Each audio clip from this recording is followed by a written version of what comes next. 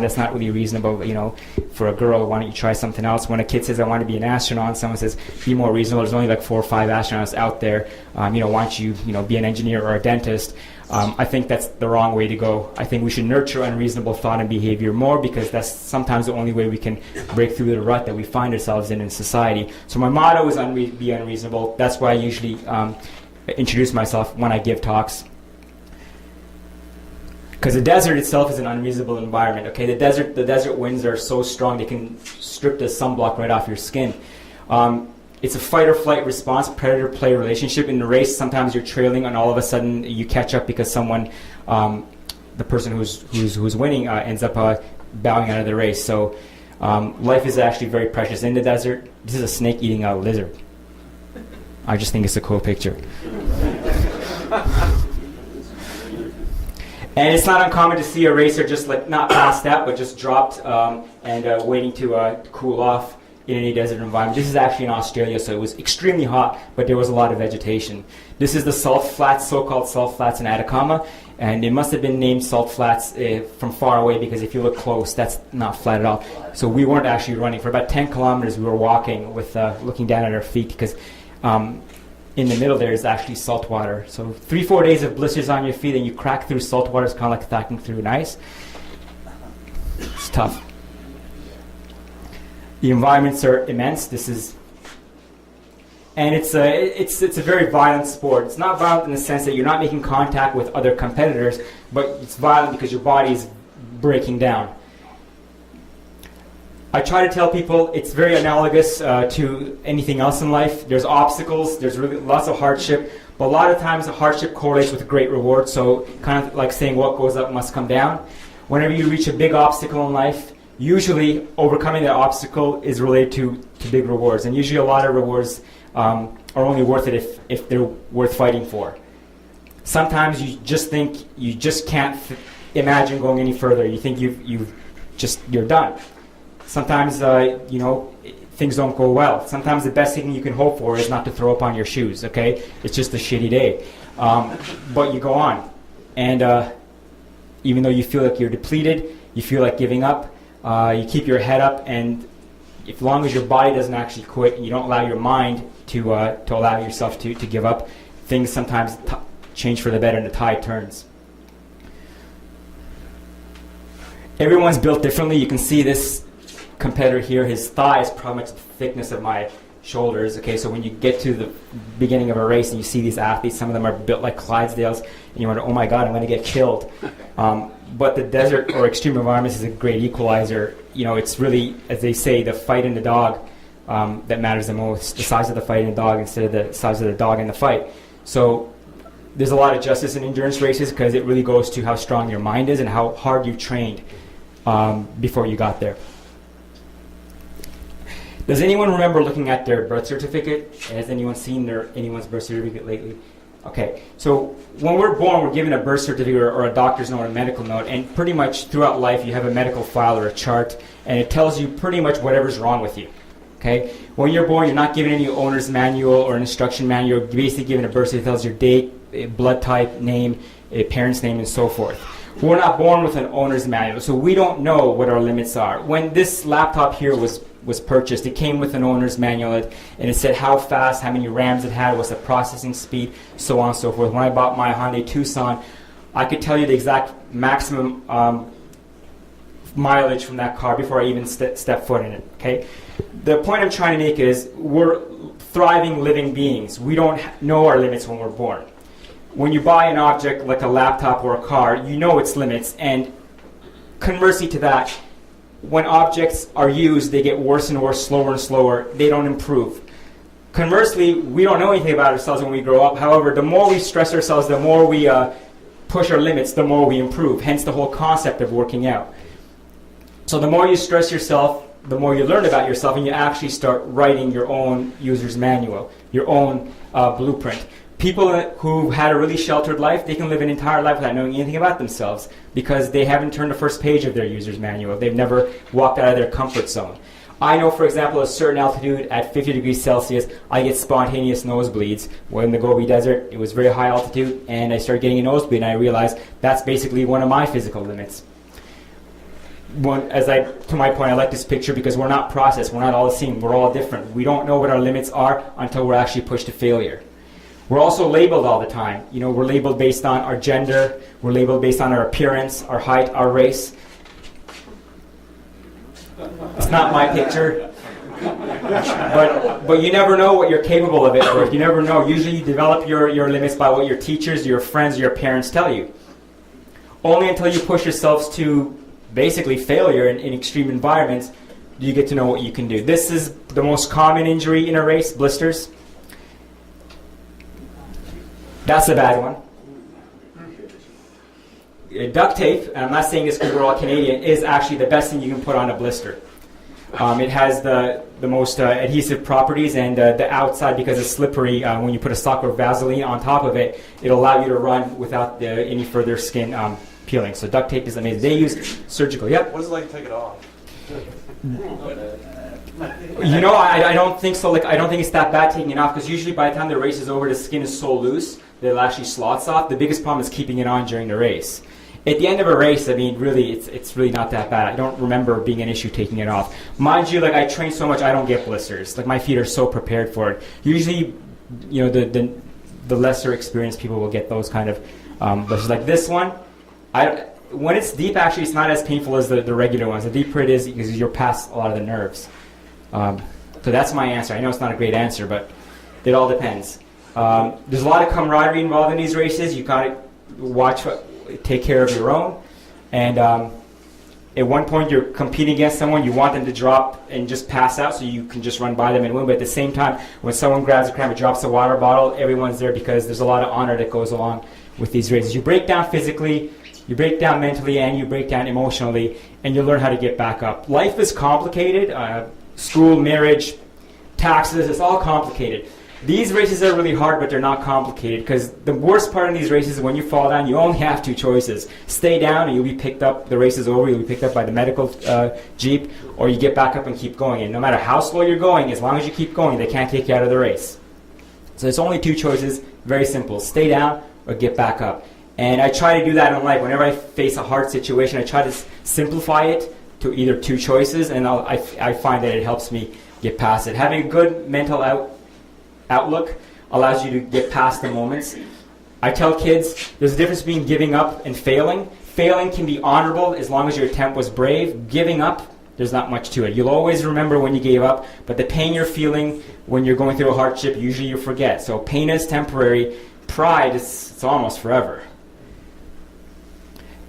This racer just finished the 80-kilometer stage, and you look at his face. If I just cropped his face, you wouldn't know that he just finished 80 kilometers of running. Same here. So I have these two slides because it seems like nowadays we're sold comfort, and comfort in the media is sold as equivalent to happiness. So the more comfortable you are, the happier you will be. The more comfortable chair you buy, the more happy you'll be. The more comfortable class of seat you have on the flight, the happier your vacation will be. But I challenge it. I don't think comfort equals happiness. In fact, I find that sometimes it's the reverse.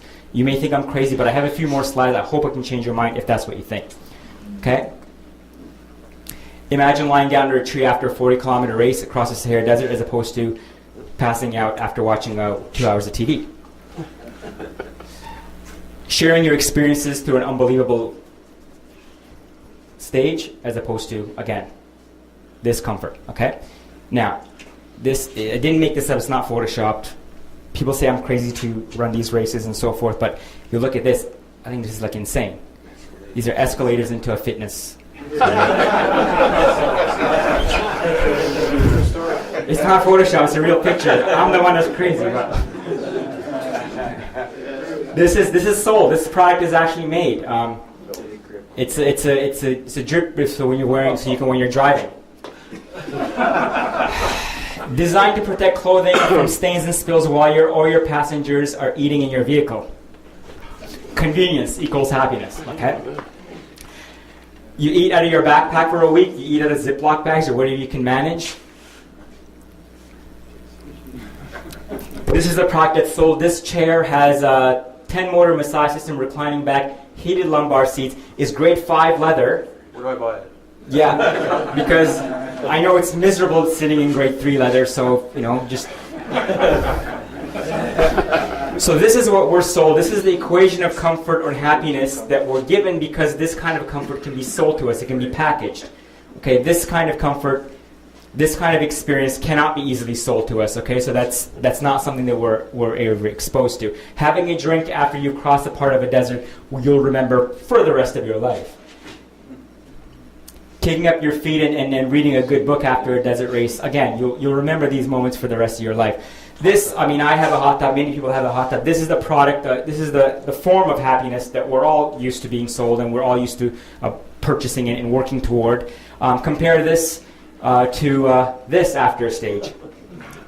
This, I named this one as well. This one I call trust.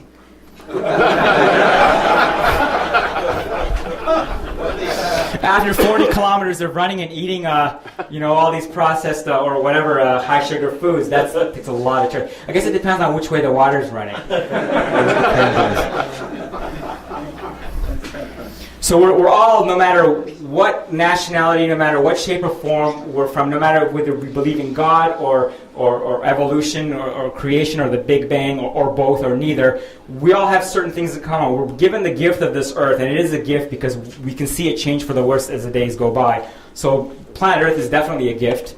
And if we're all born with a body that we're not missing arms and limbs, that's also, if we can walk from here to the door, that's also a gift. You can't take that for granted. So we're given two gifts, and between the time you're born into later stages of your life, I always want to wonder, what are you going to do with those gifts? Are you going to be someone who just protects those gifts as if they're going to be used by someone else for the rest of your life? Or are you going to take those gifts and just throttle and use it to the possible highest maximum you can possibly use it for? Okay? Are you going to explore parts of this planet that are out there that are unbelievable, or are you just going to stay on the 401 and other highways or in indoor malls? Are you going to take care of your body so at the end of your life your feet look like this from a Nivea commercial? Or are you going to basically say, thank you, God, for giving me this machinery. I'm going to take it to its limit. And at the end of my life, if I'm beat up, I'm going to say, what a slice it's been.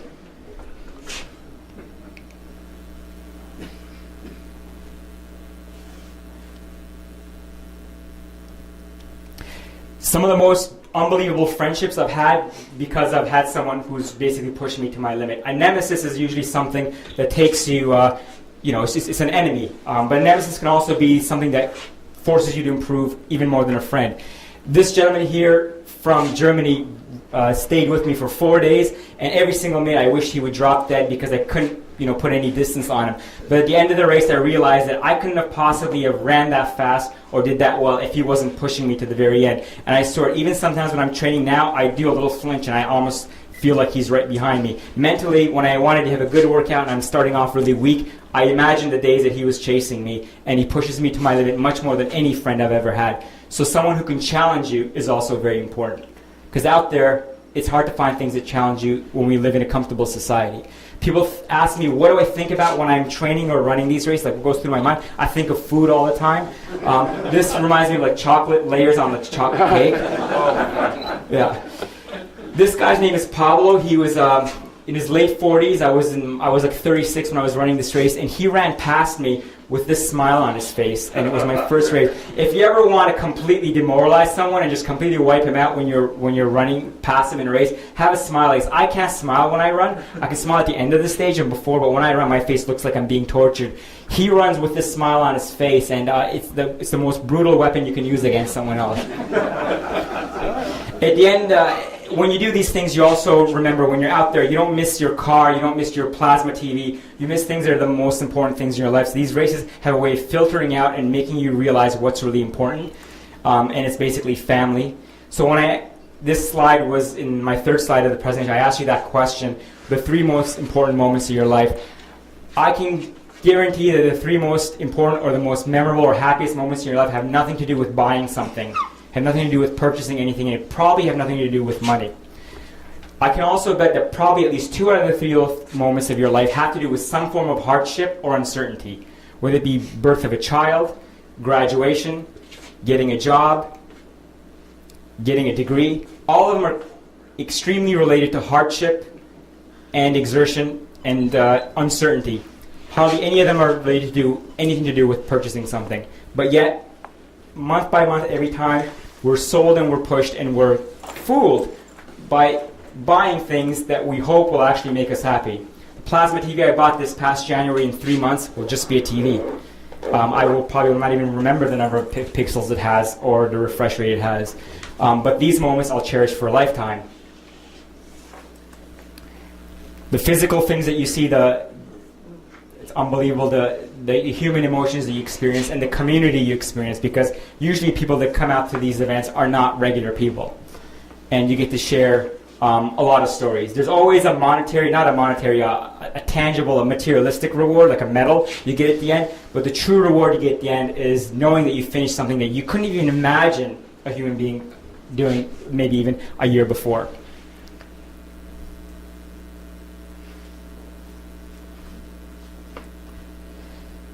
It's funny, you cross the finish line running and the mind just completely, the fuse trips all of us. Now once you cross the finish line, you can't walk anymore. You can, 5 minutes ago you're running, and then as soon as you're done, your body knows you're done, so it shuts down and you can't even walk.